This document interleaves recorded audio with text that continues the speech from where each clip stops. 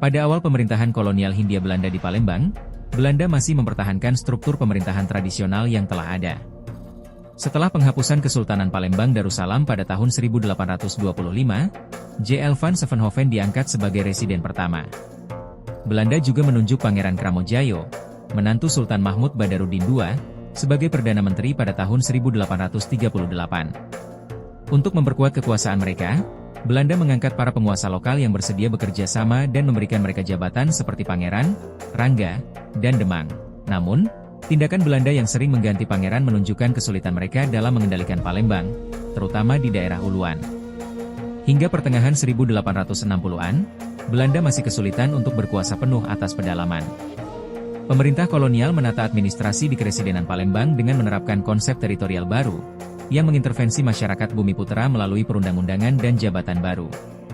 Sejak tahun 1825, Palembang diatur sebagai daerah keresidenan yang dipimpin oleh seorang residen.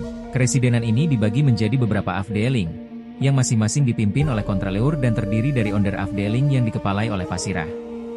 Setelah tidak ada pejabat pribumi yang menjabat sebagai Perdana Menteri, pada 13 Juni 1864, Keresidenan Palembang dibagi menjadi 9 afdeling. Pada tahun 1872, struktur afdeling dipadatkan menjadi 7, kemudian menjadi 6 pada tahun 1878. Palembang tidak lagi berstatus afdeling, tetapi dibagi menjadi distrik Seberang Ulu dan Seberang Ilir. Berdasarkan Stadsblad 1906 No.